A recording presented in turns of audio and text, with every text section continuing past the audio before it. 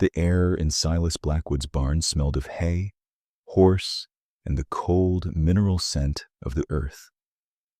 Elspeth stood straight, her hands clasped before her to keep them from fidgeting.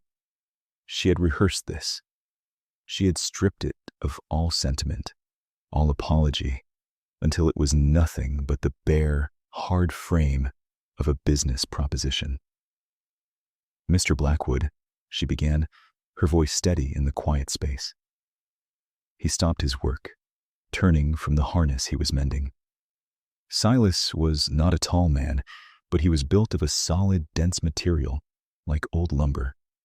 His eyes, the color of a winter sky before a storm, met hers without preamble. He simply waited. "I have a proposal for you," she said, forcing herself to hold his gaze. "It is a matter of legal necessity. My homestead claim, the one north of Chugwater Creek, requires final proof by spring. The land office clerk in Cheyenne has made it plain that a single woman's claim is scrutinized. A married woman's claim, however, is considered secure." She saw a flicker of something in his eyes. Understanding, perhaps. He said nothing.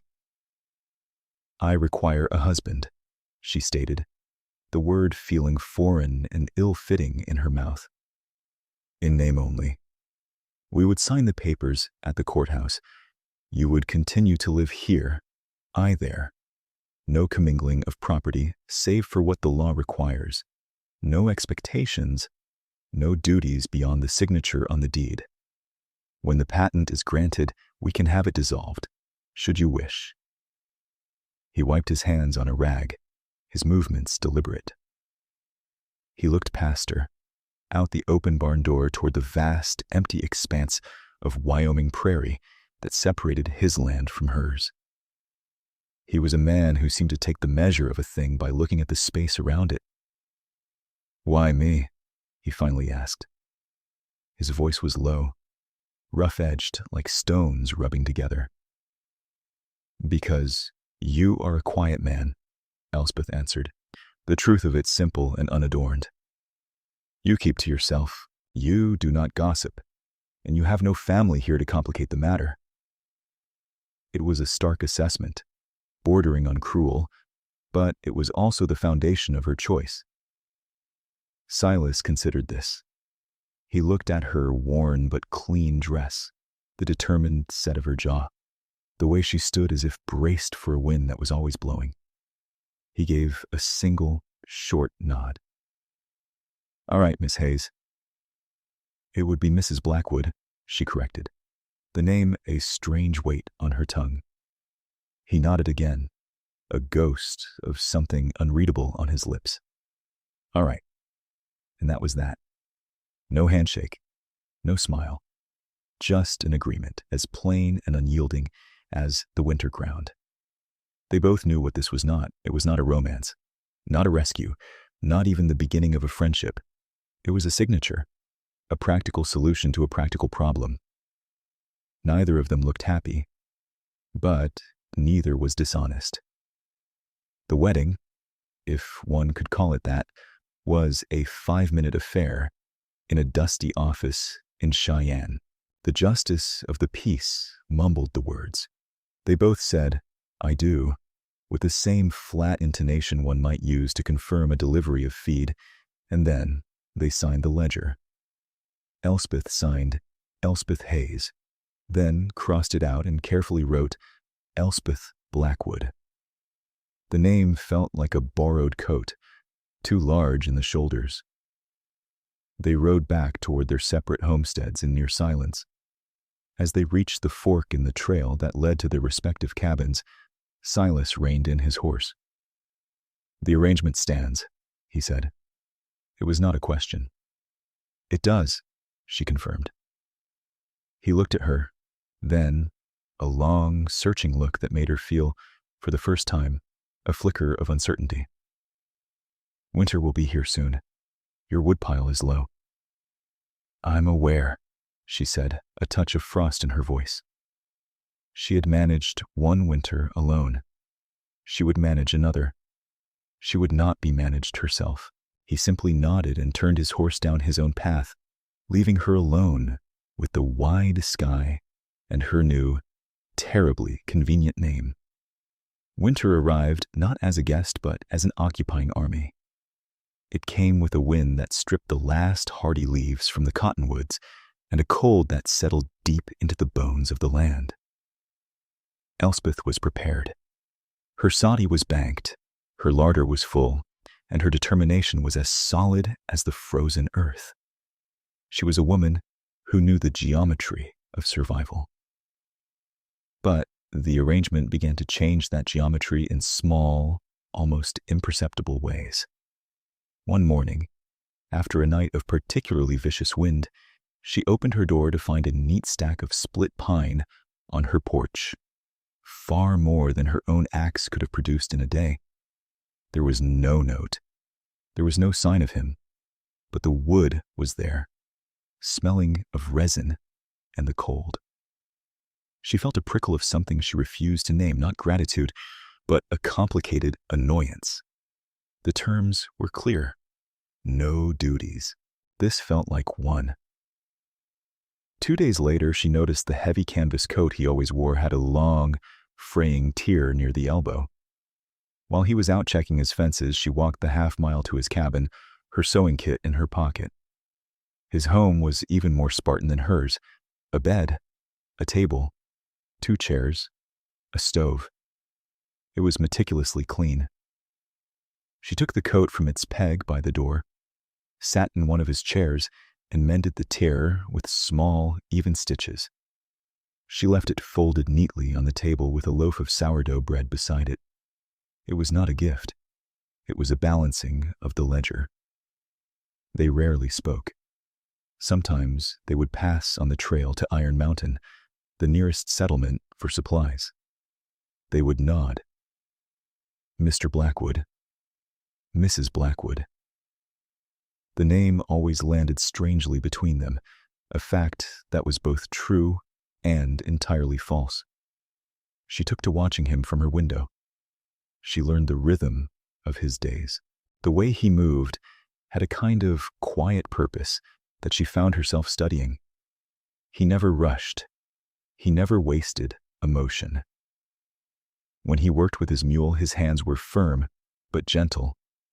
She saw him one afternoon standing perfectly still in the snow, watching a hawk circle overhead, and for a moment, the harsh lines of his face softened. He was a man of immense stillness, and Elspeth, who lived a life of constant motion and planning, found it both foreign and compelling. The humor, when it came, was as dry as the winter air. Her mule, a creature of profound and unshakable obstinacy named Clementine, had decided the middle of the trail was the perfect place for a nap. No amount of pulling or pleading would move her. As Elspeth stood there, hands on her hips, muttering curses at the beast, Silas rode up. He took in the scene, Elspeth glaring, Clementine looking beatific with her eyes closed, and a slow smile touched his lips. "She has a strong opinion," he observed. "She has a thick skull," Elspeth retorted, exasperated. He dismounted, walked over to the mule, and whispered something in its long, furry ear. To Elspeth's utter astonishment, Clementine blinked, gave a great sigh, and got to her feet. Silas tipped his hat. Just had to ask her proper. He rode off, leaving Elspeth staring after him, a reluctant laugh caught in her throat. It was the longest conversation they'd had since the day in his barn. The blizzard began as a whisper of snow, then a murmur, and then a full-throated roar that consumed the world in a churning vortex of white. For 3 days, Elspeth was a prisoner in her soddy. On the 4th day, the wind died, leaving behind a profound, ringing silence and a world buried in white. It was then she heard the drip. It started slowly, a single, fat drop of water hitting a tin plate she'd left on the table, then another, and another. She looked up. A dark, spreading stain was blooming on the sod and timber roof. The weight of the snow, now melting slightly in the pale sun, had found a weak point. For hours, she fought it. She moved her precious sacks of flour and seed. She placed every bucket and pan she owned to catch the water. She climbed onto a chair, trying to stuff rags into the breach, but the flow only worsened. The cold, muddy water ran down her arms, soaking her dress. The cabin grew colder. The drip became a steady, demoralizing trickle. She was capable. She was independent. She had never asked for help. But as she stood shivering in the growing gloom, the smell of damp earth filling her small home, she knew she could not fix this alone. The water was threatening not just her comfort, but her future. That seed grain was her spring planting. That flour was her winter bread. Pride was a luxury she could not afford. Swallowing the hard, bitter knot of it, she pulled on her boots and his mended coat, which she had taken to wearing for its superior warmth, and stepped out into the blinding snow. The walk to his cabin was a battle. The snow was waist-deep in places, and the cold was a physical blow. Every step was an argument with herself. This was not part of the arrangement. This was a failing. This was admitting a weakness. When she finally reached his door, she was covered in snow and trembling, more from exhaustion than cold. She didn't knock. She didn't have the strength. She simply pushed the door open. Silas was at his table, cleaning a rifle. He looked up, and his face changed in a way she had never seen. The stillness vanished, replaced by an immediate, sharp concern. He was on his feet in an instant, crossing the room to her. "The roof," was all she could manage to say, her teeth chattering. "It's failing." He didn't ask questions.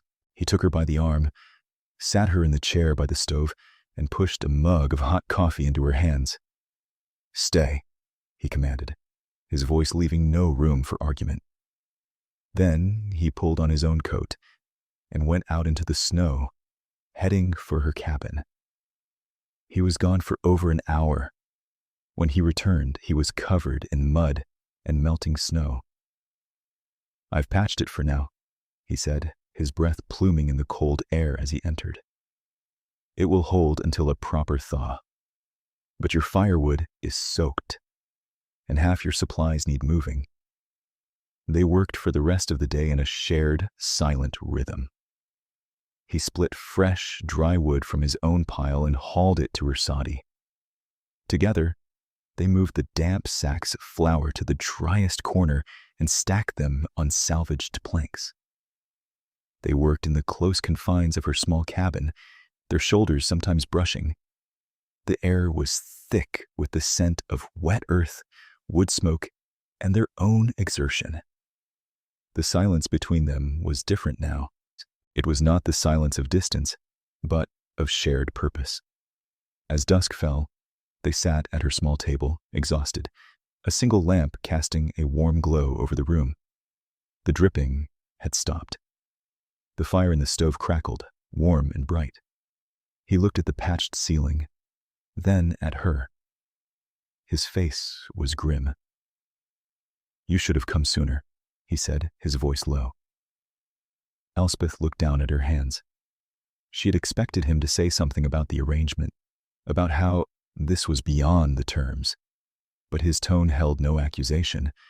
It held something else, something that sounded almost like reproach for her suffering alone.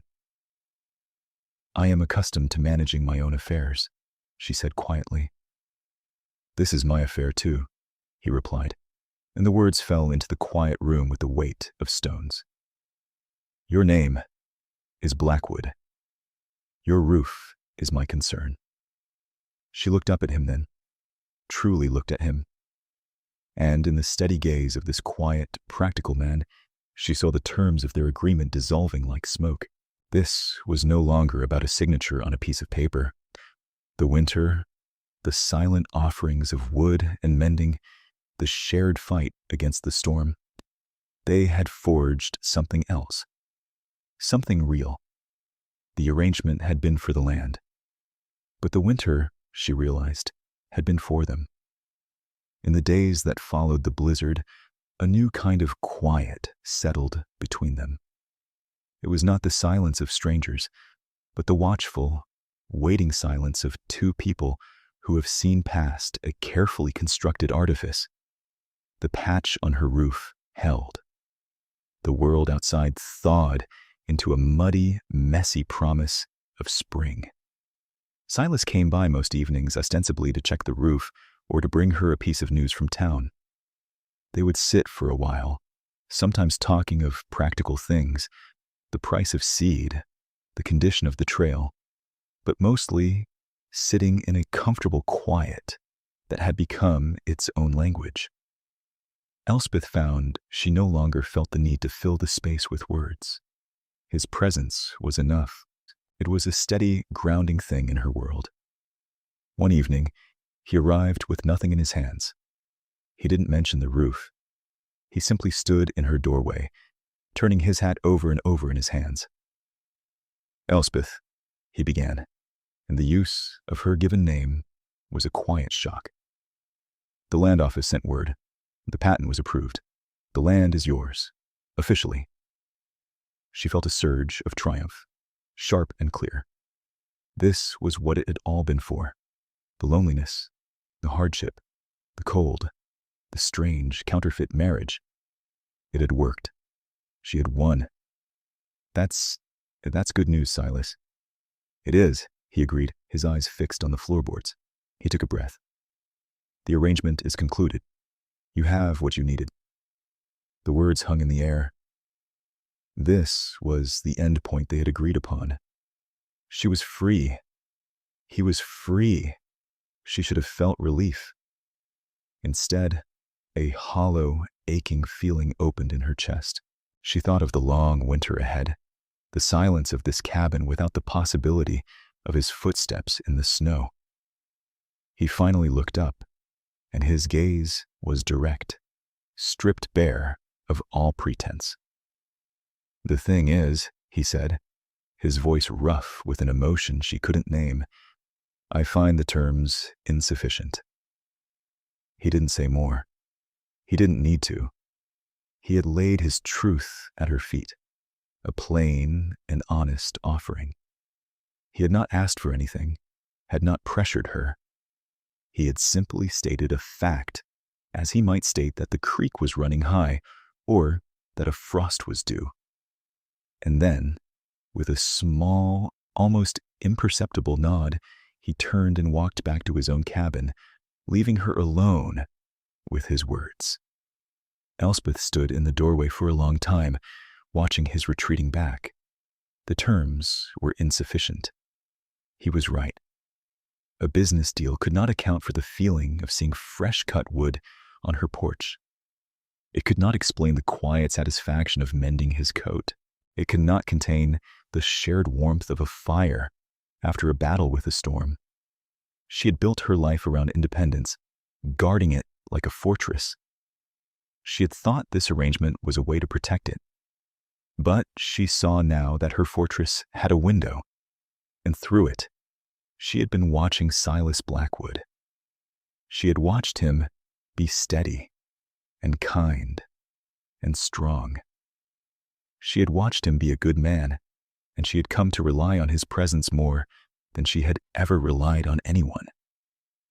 The difference between being alone and being lonely had become starkly, painfully clear. She made her decision. It was not a grand, romantic revelation. It was a simple, quiet knowing, as solid and real as the land under her feet. That evening, she baked a fresh loaf of bread and stewed the last of a salted ham.